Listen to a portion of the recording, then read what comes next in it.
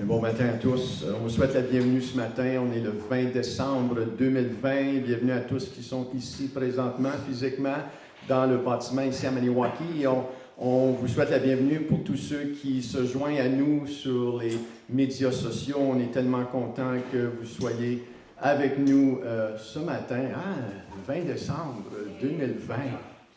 Le temps passe vite, c'est comme si on vient de tourner la page sur l'été et maintenant nous sommes rendus déjà au mois de décembre. Noël, c'est vendredi et on tourne la page, on tombe dans l'année 2021 et ça passe vite. Il faut des fois arrêter le temps, demander au Seigneur d'arrêter le temps, de céder le temps, de prendre ça tranquille, parce que ça avance vite. Donc, est-ce qu'on peut commencer avec un mot de prière ce matin? Papa, on te remercie du privilège qu'on a de se réunir ce matin, le 20 décembre 2020. Et papa, merci du privilège qu'on a de connaître Jésus en ce 20 décembre 2020 et tout ce qu'il a pour nous, la plénitude de son amour, sa grâce, sa mission pour chaque personne. Et Père, je prie que tu ouvres nos cœurs. Et Père, nous choisissons d'ouvrir nos cœurs, mais Père, nous prions que tu viennes nous parler, nous saisir et nous révéler, nous amener à un autre niveau de gloire pour toi, Seigneur. Donc, on prie dans le nom de Jésus. Amen. Amen. Donc, on parle toute une série de Noël. Dernièrement, la semaine passée, on a parlé des 3 cadeaux. Les 3 cadeaux que les mages ont donnés à Jésus, le petit enfant. Et on voit qu'il y a toute une signification en arrière de ces cadeaux-là. Si vous n'avez pas eu la chance d'écouter ce message, vous pouvez retourner le voir. Mais vraiment quelque chose de profond. Et en réalité, les 3 cadeaux, c'est pour nous, en réalité, vraiment, parce que c'est toute la signification de qui Jésus est, mais Jésus est venu pour se donner, Jésus est venu pour servir, il n'est pas venu pour lui-même, il est venu pour glorifier le Père, il est venu accomplir la mission du Père, il est venu vraiment être l'ultime cadeau pour l'humanité, pour vous et pour moi. Donc, je prie que ce cadeau-là, en 2020, ce Noël, puisse pénétrer vos cœurs et vous faire voir des choses que vous n'avez jamais vues auparavant. Donc, ce matin, on va parler de ne pas oublier Christ à Noël. Et c'est facile, des fois, au milieu d'une célébration, d'oublier Christ au milieu de la célébration de Noël. On va en entendre les enfants jouer ce matin. Donc, on va tourner avec moi dans Luc, le chapitre 2. On va aller lire un passage des Écritures pas mal intéressant ce matin. Je ne sais pas qu'est-ce que Viviane est en train de faire. Pour moi, elle est en train d'étirer le bébé un petit peu de chaque côté. Et, non, c'est juste une blague. C'est une joke, OK. OK, Michel, concentre-toi. Là, Luc, chapitre 2, là. Verset 41. Les parents de Jésus allaient chaque année à Jérusalem à la fête de Pâques. Lorsqu'il fut âgé de 12 ans, ils y montèrent selon la coutume de la fête. Puis quand les jours furent écoulés et qu'ils s'en retournèrent, l'enfant Jésus resta à Jérusalem. Son père et sa mère ne s'en aperçurent pas. Croyant qu'il était avec leurs compagnons de voyage, ils firent une journée de chemin et le cherchèrent parmi leurs parents et leurs connaissances. Au verset 45. Mais de l'ayant pas trouvé, ils retournèrent à Jérusalem pour le chercher. Au bout de 3 jours, ils le trouvèrent dans le temple, assis au milieu des docteurs, les écoutant et les interrogeant. Imaginez-vous, à l'âge de 12 ans, être en train de discuter avec les docteurs, les écoutant, les interrogeant. Et au verset 27, tous ceux qui l'entendaient étaient frappés de son intelligence et de ses réponses. Quand ses parents le virent, ils furent saisis d'étonnement et sa mère lui dit, « Mon enfant, pourquoi as-tu agi de la sorte avec nous? Voici ton père et moi, nous te cherchons avec angoisse. » Et Jésus leur dit, « Pourquoi me cherchiez-vous? Ne savez-vous pas qu'il faut que je m'occupe des affaires de mon père? » Mais ils ne comprirent pas ce qu'il leur disait. Quel passage des Écritures ici, tout un passage qui nous explique que Marie et Joseph allèrent à Jérusalem, donc chaque année pour célébrer la Pâque. Au milieu d'une célébration, ils oublièrent Jésus.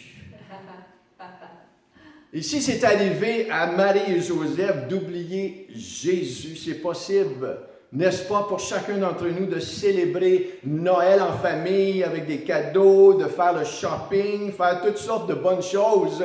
Et au milieu de la célébration de Noël, d'oublier celui qui est la raison pour la saison, Jésus-Christ lui-même. D'oublier Jésus lui-même. Et ce matin, on va aller un petit peu profond parce que c'est toute une affaire de connaître Jésus, mais premier point qu'on veut voir ce matin, il y a une différence entre être en relation avec Jésus et être en communion avec lui. C'est pas la même chose. Il y a une différence d'être en relation, parce que le mot relation, on parle de ça à la légère aujourd'hui, hein? Mais il y a une différence d'être en relation et d'être en communion. C'est possible d'être en relation avec Jésus, mais ne pas être en communion avec lui. Dans la Bible, Noé nous parle qu'il a perdu la communion pendant une saison avec son Dieu. David l'a perdu pour une saison. Samson, l'apôtre Pierre, des gens qui ont perdu leur communion avec Christ. Ils étaient en relation, mais ils ont perdu leur communion. 1 Corinthiens 10, 12 nous dit ainsi donc que celui qui croit être debout prenne garde de tomber.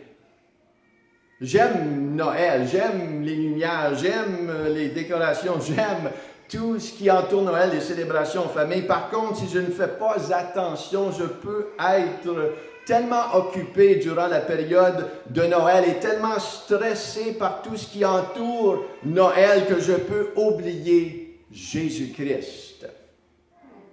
Hein, et des jours, des fois, peuvent être tellement occupés, stressantes, qu'on est en relation, on connaît Jésus, mais le stress et l'inquiétude prend ampleur, on est déconnecté et non pas en communion. Parce que si on serait en communion au milieu du stress, on serait en paix et rempli de joie, n'est-ce pas? N'est-ce pas?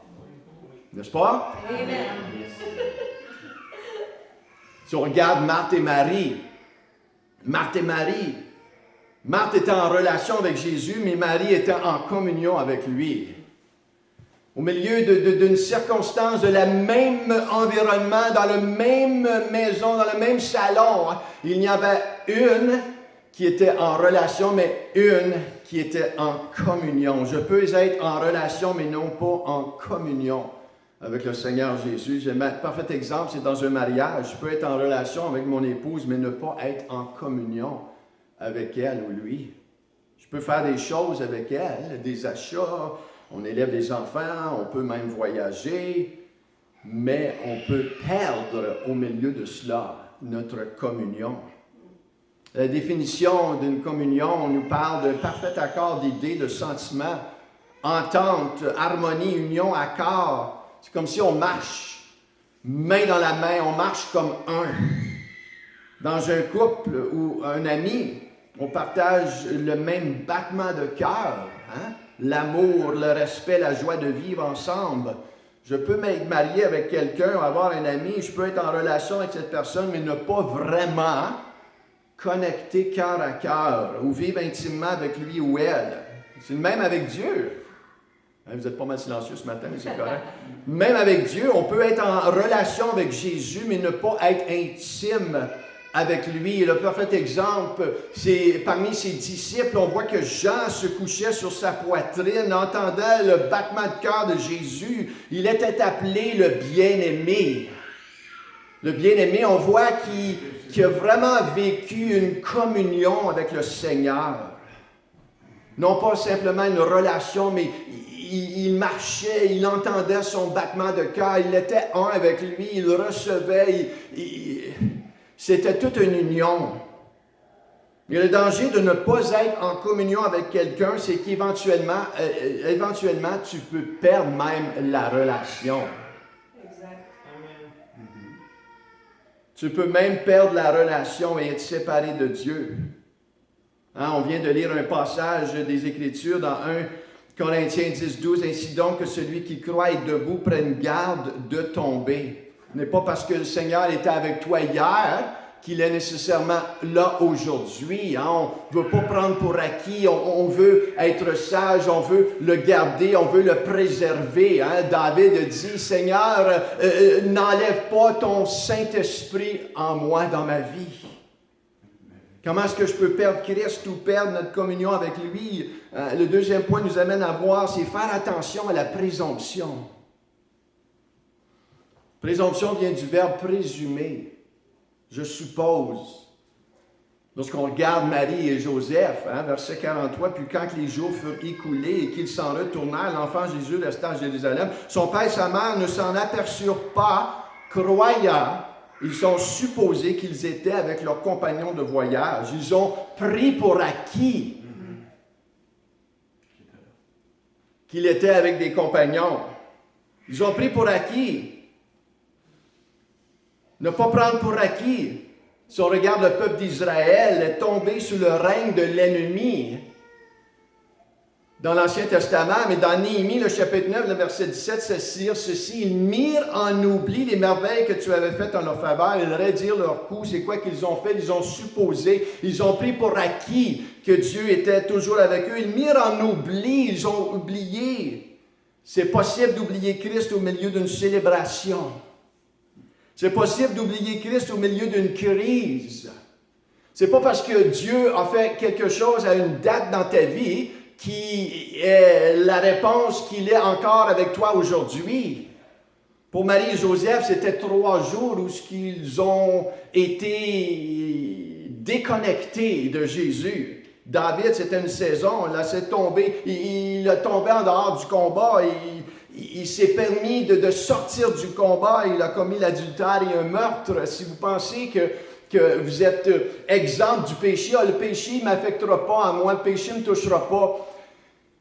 Garde-toi dans ton humilité, fais attention à l'orgueil.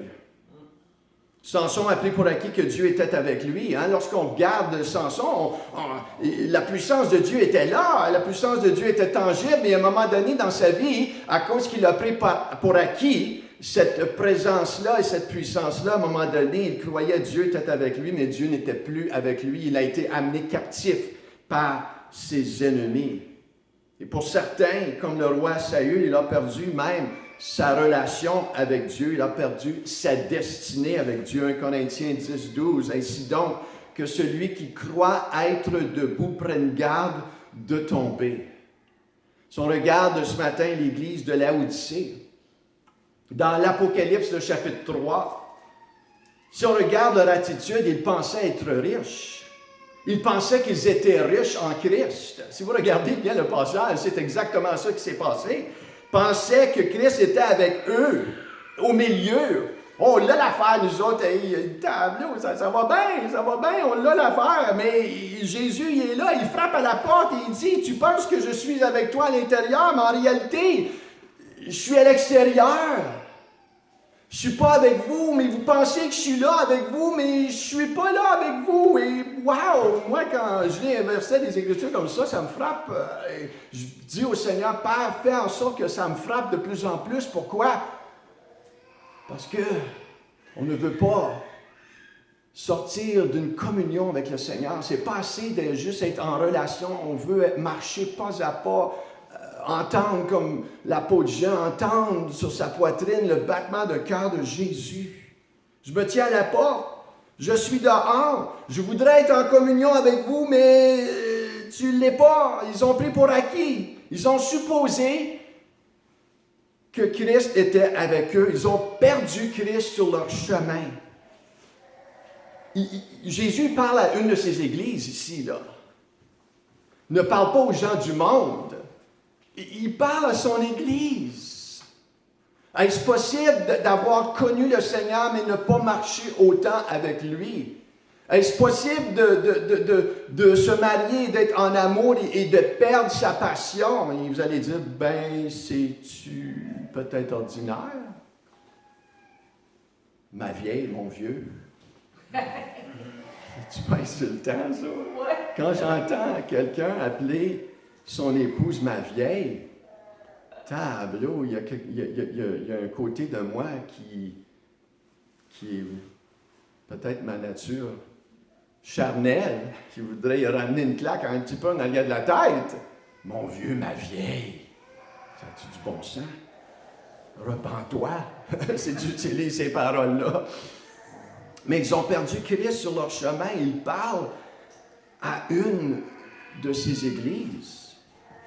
Ne pas prendre Christ pour acquis, on ne peut pas vivre sur l'onction du passé. Je ne peux pas vivre sur l'onction de dimanche dernier. Je dois rechercher Jésus à nouveau pour ce dimanche, le 20 décembre. Je ne peux pas dire « Ah, Seigneur, tu étais là dimanche passé, tu vas certainement l'être. » Il doit y avoir une soif, une humilité dans mon cœur.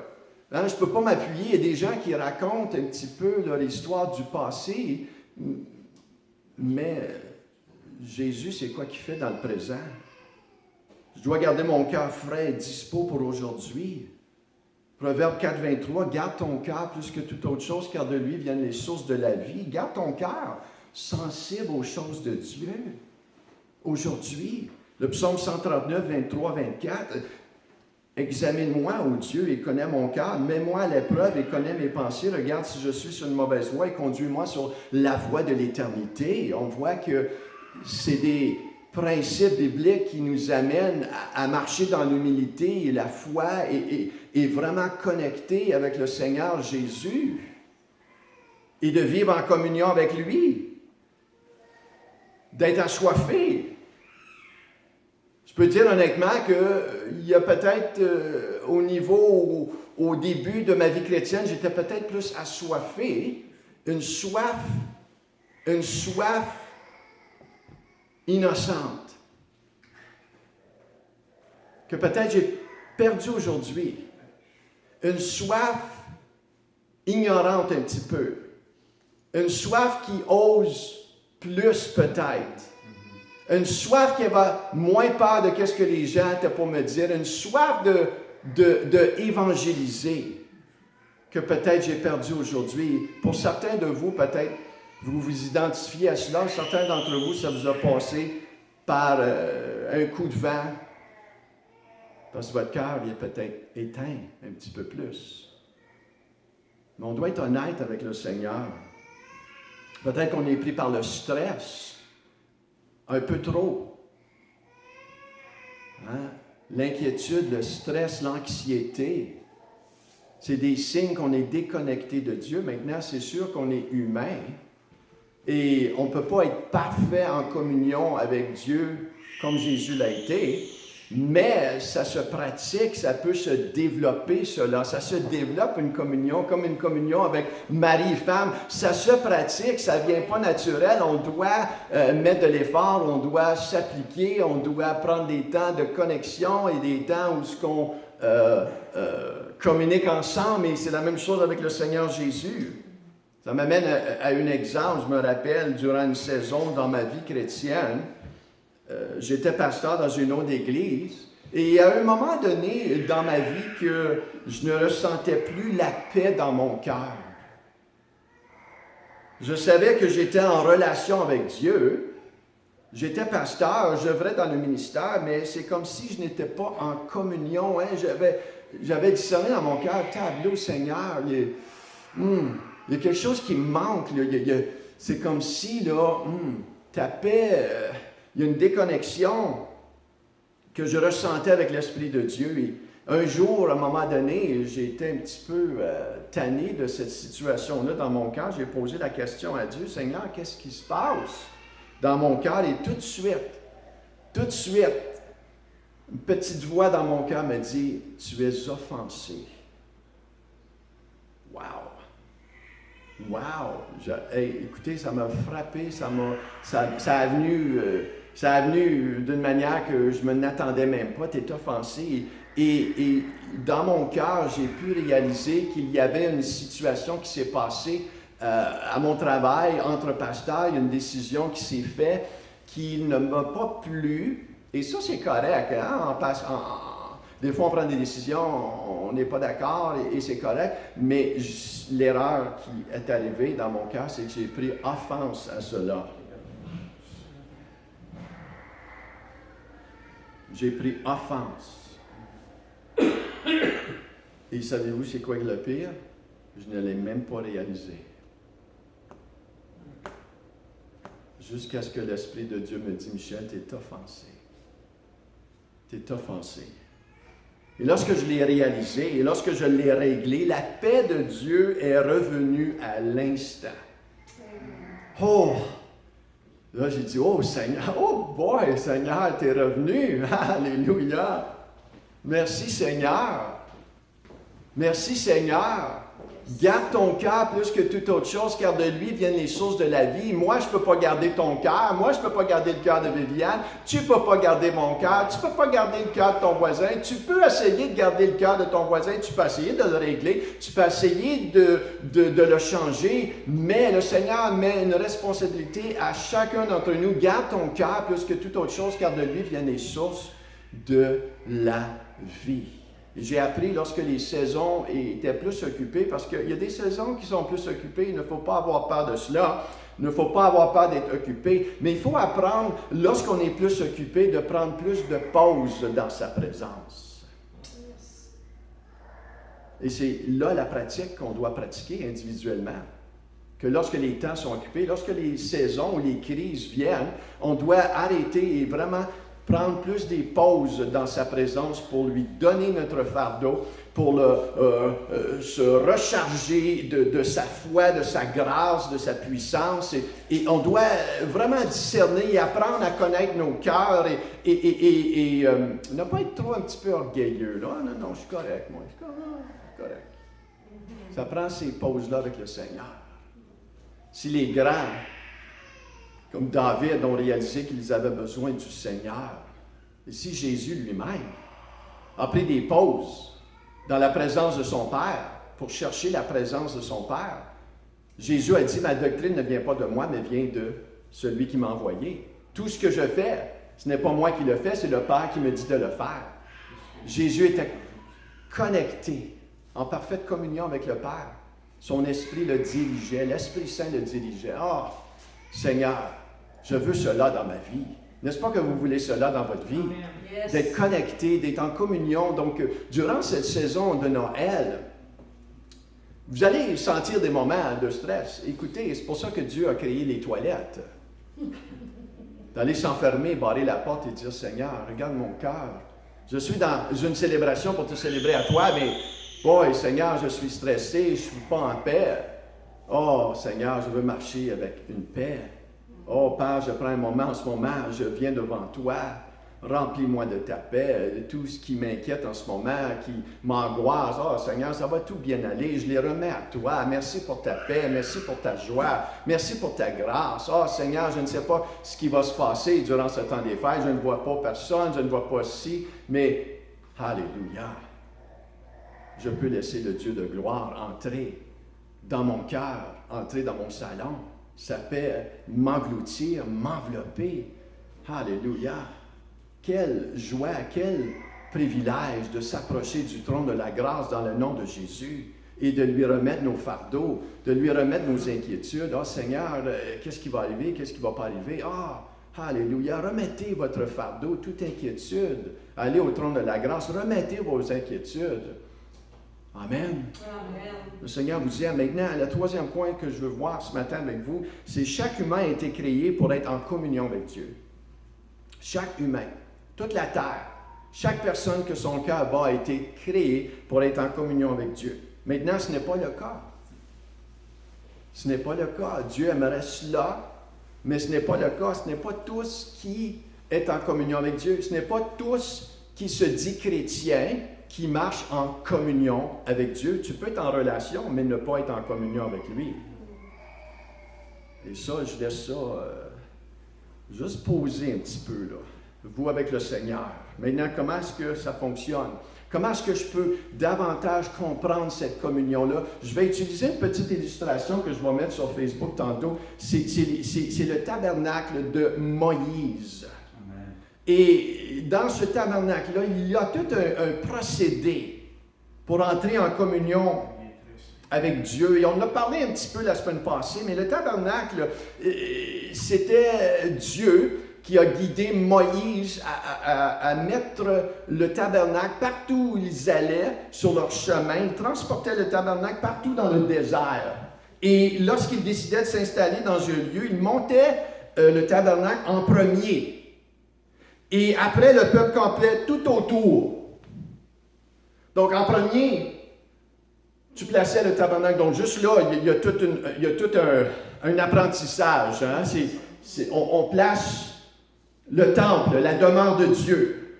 Et après cela, on campe, on fait tout autour. Donc, ça représente Matthieu 6, 33. Cherche premièrement le royaume et la justice de Dieu et toutes ces choses te seront données. Donc, on place le tabernacle. Maintenant, la première chose qu'on rencontrait pour le tabernacle, il y a juste une porte, hein? Il n'y a pas plusieurs portes pour entrer, il y a juste une porte. Donc, c'est intéressant de voir cela, il y a juste une porte. La première chose qu'on voit dans le tabernacle est l'autel des reins ou l'autel des holocaustes. Maintenant, la condition pour entrer dans le tabernacle était pour sacrifier un animal. Pas de sacrifice, donc pas d'entrée. Ça devait être un animal sans défaut et sans tache. Hein, comme on a vu la semaine passée, c'est représentatif de Jésus-Christ. Hein, il est le sacrifice par excellence. Hein, on va revenir à ça. Et à cette entrée, la personne devait poser, lorsqu'elle entrait avec son animal sans défaut, sans tache, devait poser les mains sur l'animal, symbolisant de mettre ses péchés sur l'animal innocent qui est Jésus-Christ. Vous me suivez? Donc, pas de sacrifice, pas d'entrée. Ah, moi j'ai entré parce que ma tante entre pour moi. Non. Pas de sacrifice, pas d'entrée. Tu dois entrer personnellement. Ça nous démontre ici le chemin de la croix, qui est représentatif de la croix, parce que le sacrifice, c'est Jésus lui-même. Ce processus ici nous parle de la conversion. La conversion. Ah, moi je suis baptiste, j'ai accès à Dieu. Non. Ah, je suis pentecôtiste, j'ai accès à Dieu. Non. Ah, je suis de telle religion, dénomination, j'ai accès à Dieu parce que j'appartiens à telle... Non. Il y a juste un chemin, il y a juste un sacrifice parfait. Et ça nous parle ici de l'autel des holocaustes. Tu dois avoir un sacrifice. Pas de sacrifice, pas d'entrée. Pas Jésus, pas d'entrée. Jésus est le chemin, la vie, la vérité. Nul ne va au Père que par Jésus. Et le Père est ici dans le lieu très saint. On s'en vient là. Donc, la conversion, j'espère que c'est clair. Je vais mettre ça sur Facebook tantôt, une belle photo. Vous allez pouvoir voir les différentes étapes, mais la conversion. La deuxième chose, c'est la cuve des reins. Vous voyez ce petit bol ici, là? La cuve des reins. Localisée entre le tabernacle et l'autel des reins, les prêtres se lavaient avant d'entrer dans le lieu saint. Ils se lavaient.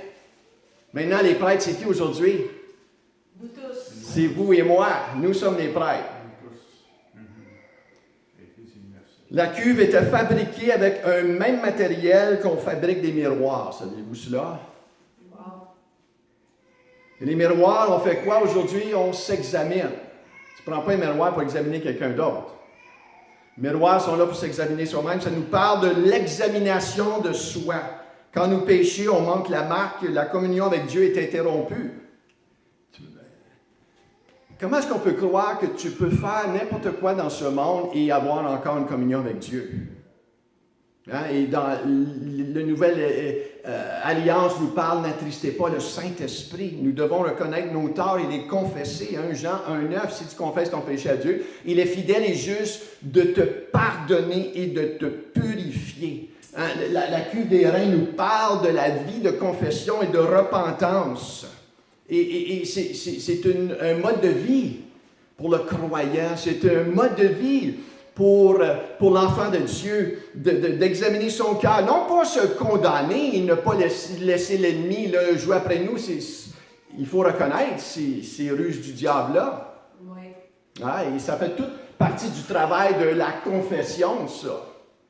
1 Corinthiens 11, 26 à 32, on voit tout le message lorsque Paul il dit « Attendez-vous les uns les autres avant de prendre le pain et le vin. » Et on voit, c'est pour cela qu'il y a plusieurs qui sont morts parmi vous. Si vous vous jugiez vous-même, vous ne serez pas jugés. Donc, quand on prend la communion, on parle de cette confession-là, l'importance d'éprouver nos cœurs, d'examiner son cœur. On reconnaît Christ par la conversion, mais on garde notre communion avec le Seigneur avec une vie de confession et de repentance. C'est un appel de foi et d'humilité. Ne pas prendre Christ pour acquis. Une vie où on s'examine soi-même. Et c'est là qu'il y en a plusieurs qui manquent la marque dans les chrétiens. Ils examinent les autres et non pas soi-même. Ils pensent qu'ils sont en communion avec Dieu, mais ils ne le sont pas. Ils sont peut-être en relation, mais ils ne sont pas en communion parce qu'ils sont pris ici par les yeux d'orgueil. Si David a sorti une communion avec le Seigneur, écoutez, David était proche de Dieu. Qui suis-je pour dire ça ne m'arrivera jamais? L'orgueil spirituel devient vraiment l'ennemi pour plusieurs croyants. Oh Seigneur, m'utilise moi. Oh boy, moi, là, écoute, si tu savais comment est-ce que le Seigneur s'est utilisé de moi. Et gloire à Dieu, alléluia. Mais c'est lui qui s'utilise de toi. Ça fait de toi ses mains. Le Seigneur s'est utilisé d'un âme aussi. Donc, pour nous mettre, tu sais, on est, écoutez, là, il n'y a pas un plus spécial, on est tous des serviteurs de l'Éternel, n'est-ce pas? Amen. Amen. Yes.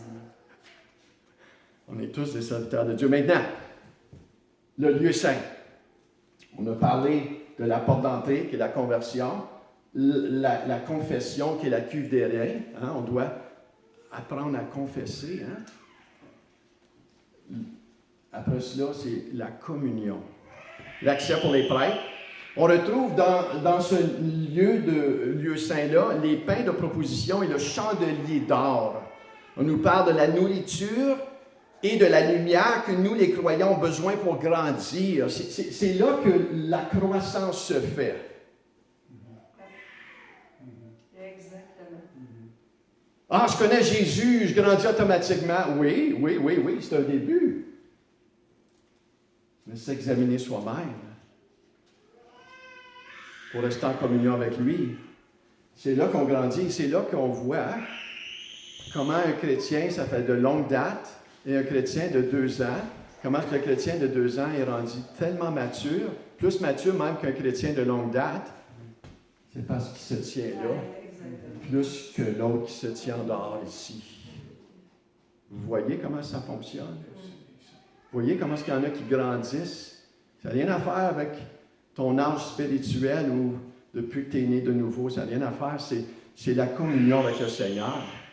Et c'est là, la lumière que les croyants ont besoin de grandir. Comme les plantes ont besoin de l'eau et la lumière pour grandir, les croyants ont besoin de la nourriture pour grandir. Nous avons besoin de Christ et sa parole, ainsi que la lumière du Saint-Esprit pour grandir. On voit aussi dans le lieu saint l'autel d'encens où l'encens et le parfum étaient offerts à Dieu. Ceci est l'illustration de nos prières et de nos louanges qui montent à Dieu comme un parfum d'une bonne odeur. Alléluia. C'est tout ici, ça se passe en ce moment. Donc, on compare l'autel des reins à notre conversion.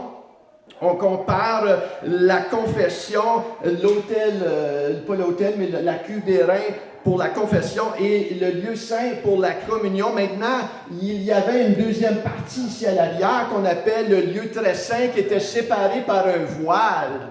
Amen. On trouve là l'arche de l'alliance. Le souverain sacrificateur entre une fois par an pour offrir les péchés de la nation en expiation et on fermait le voile qui a été déchiré. Alléluia. Lorsque la Bible nous dit que lorsque Jésus est mort, le voile fut déchiré d'en haut en bas. Non pas en bas en haut, mais d'en haut en bas a été déchiré. On voit maintenant que lorsque un chrétien entre par Jésus-Christ, devient une nouvelle créature en Jésus-Christ, qui est la conversion, et il l'a confessé, il déclaré, maintenant il se garde, alléluia, dans une vie de repentance et d'humilité, il est en communion dans le lieu saint, et il a automatiquement, au moyen de Jésus, une libre entrée au trône de la grâce, alléluia, alléluia. Donc, ça nous amène ce matin, on va prendre le temps de prendre la communion ce matin. On va demander, s'il te plaît, à Jocelyne de distribuer les éléments de communion ici à chaque personne. Et si vous êtes à la maison, je vous invite de prendre un peu de jus, un morceau de pain. On va partager la communion. Et la communion est vraiment significative de notre entrée dans la présence de Dieu. Alléluia. Oui, Seigneur. Lorsqu'on prend la communion, le pain et le vin est représentatif. J'ai accès à Dieu à cause de ce sacrifice qui s'est passé 2000 ans passés, qu'il est encore puissant et agissant pour quiconque croit et met sa confiance en celui qui a donné l'accès. C'est beau aujourd'hui. Merci. Maintenant, toi, ce matin, là où tu es, quel de ces stages es-tu? Es-tu sauvé, premièrement? Est-ce que tu as réalisé ton besoin de cet accès-là? Non pas parce que tu es une bonne personne. Écoutez, tu peux être une très bonne personne et je néglige pas cela, l'importance de cela, mais lorsqu'on regarde ce parchemin-là, on voit que l'accès se fait seulement par une entrée. Il n'y a pas plusieurs entrées, il y a une entrée qui se fait pour avoir une communion avec le Père. C'est Jésus-Christ. Il est le sacrifice par excellence. Lorsque tu es entré avec ton sacrifice qui est représentatif de Jésus-Christ.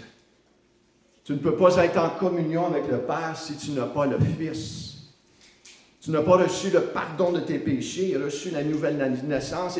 Et lorsque tu fais cela, il vient habiter en toi, son esprit vient habiter en toi. Et moi, c'est arrivé en 1990, lorsque je suis entré dans une église. Je pensais d'être sauvé à cause que j'étais un bon croyant. Mais lorsque je suis entré dans cette église, j'ai réalisé que je devais faire Jésus mon Seigneur et Sauveur. Et lorsque je l'ai fait, c'est là que j'ai été converti et que j'ai été amené au trône de la grâce, être en communion avec lui. Maintenant, peut-être que tu as déjà fait cela, cette décision-là. Si tu ne l'as pas fait, tu peux le faire ce matin et dire, Seigneur, je veux être en communion avec toi. Je veux que ton esprit vienne habiter en moi. Et moi, je ne peux rien faire pour me mériter cela. Il n'y a aucune religion. Écoutez, on a tous manqué la marque. On est séparés de Dieu par nature. Mais ce matin, tu peux dire, Seigneur, viens dans ma vie. Je te demande pardon pour mes péchés. Pardonne-moi. Donne-moi la nouvelle naissance. Fais de moi une nouvelle créature. Je veux être converti et transporté ta présence pour être en communion avec toi. Et si tu fais cela ce matin, de ton cœur, que tu confesses de ta bouche, tu es maintenant né de nouveau. C'est pas compliqué.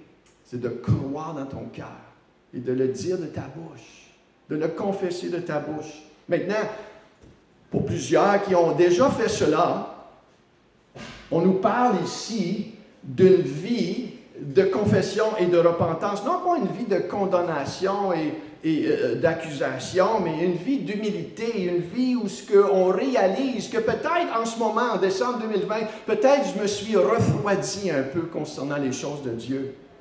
Peut-être c'est une offense que je porte dans mon cœur. Peut-être c'est un péché. Peut-être je ne réalise pas que ça fait longtemps que je suis déconnecté. Pour Marie et Joseph, c'était 3 jours qui ont été déconnectés. Pour certains d'entre nous, peut-être ça fait 3 ans. On pense qu'on vit en communion, mais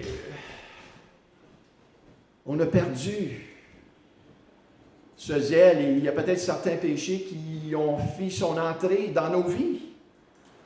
Qu'importe où est-ce que tu te tiens ce matin, tu peux te repentir et confesser ton péché. Il est fidèle et juste de te pardonner de tout péché. Pourquoi est-ce si important? Parce que chacun d'entre nous, on veut habiter ici. On veut être là, dans le lieu saint, en communion avec le Père, le Fils et le Saint-Esprit. On veut qu'il nous amène à grandir. On veut sa présence. On veut sa joie. On veut sa paix. On veut marcher en unité avec lui. Dieu désire que tous soient en communion. Tous soient en communion, mais ce n'est pas le cas. Mais peut-être que toi, ce matin, il y a quelque chose qui te dit, je veux vraiment être en communion avec lui. En communion avec lui. Communion. En communion. Connecté. Je veux sa paix.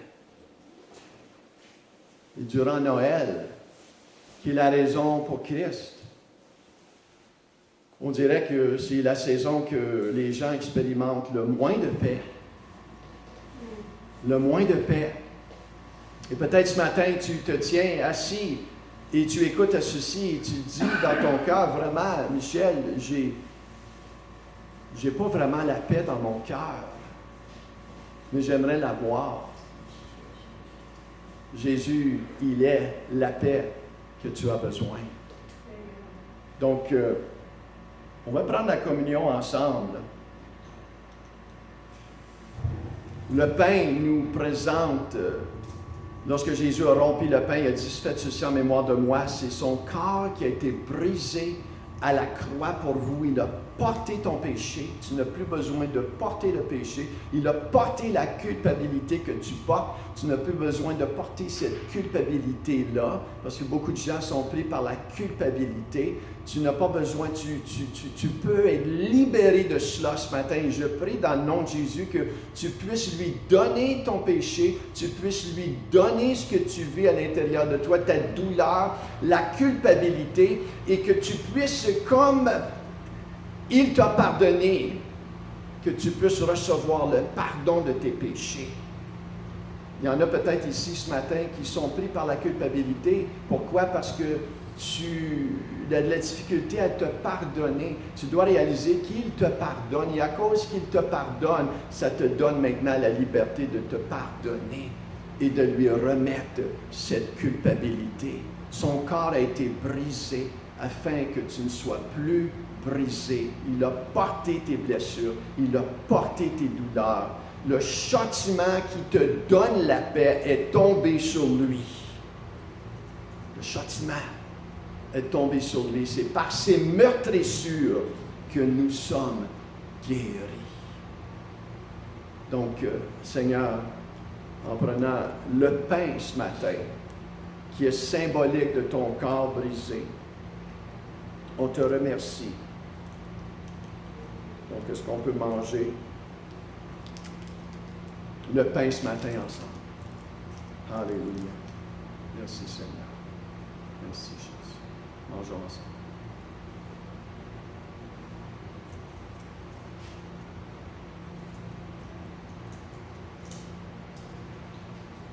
Alléluia. Après le souper, Jésus prit la coupe, il a dit aux ses disciples, ceci,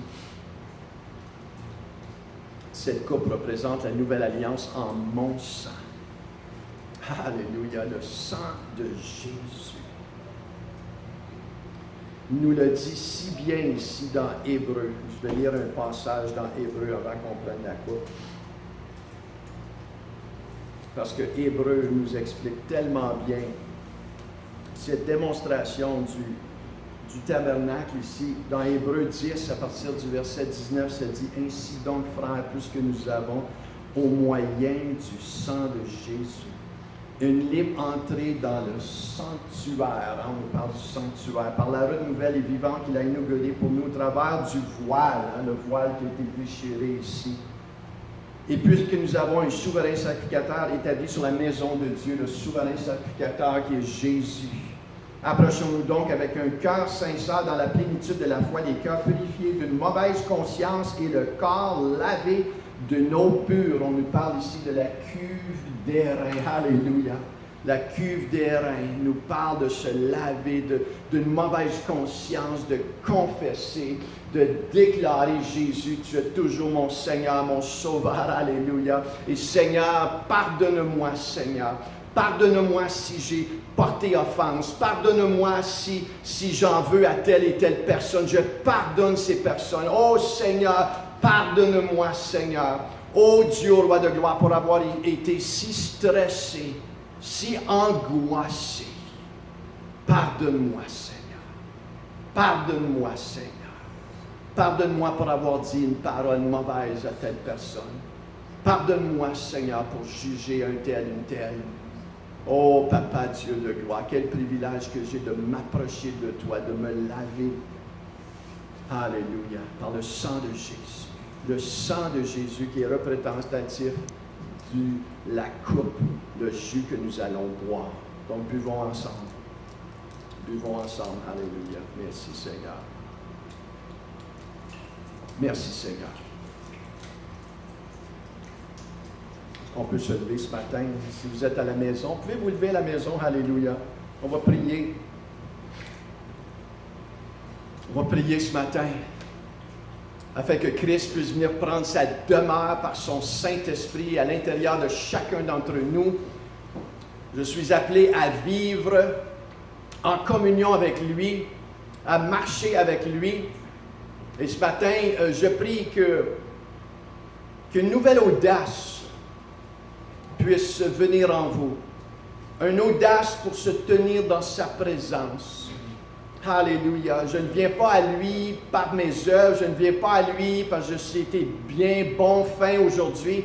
Je viens à lui au moyen du nom et du sang de Jésus. J'ai un souverain sacrificateur que je peux m'approcher de lui. Alléluia, que je peux déposer mes requêtes, mes besoins, mes prières. Je peux déposer mes louanges. Je peux le louer, l'adorer, le glorifier, l'exalter. Et Seigneur, merci de ce privilège que j'ai de m'approcher de toi dans le nom de Jésus. Et ce matin, je prie pour chaque personne au son de ma voix, Seigneur, Père, dans le nom de Jésus, Seigneur, merci que tu nous as donné cet accès-là. Allez au trône de la grâce ce matin. Élevez vos voix en ce moment. Élevez vos voix à lui. Élève ta voix là tu es dans ton salon. Alléluia. Merci Seigneur. Remercie-le. Dis-lui merci que tu as accès ce matin par la foi au nom de Jésus. Merci Seigneur, Père, que tu touches chaque personne maintenant. Au son de ma voix, que tu libères chaque personne. Ce n'est pas à cause de moi que j'ai accès à toi, mais c'est à cause de toi.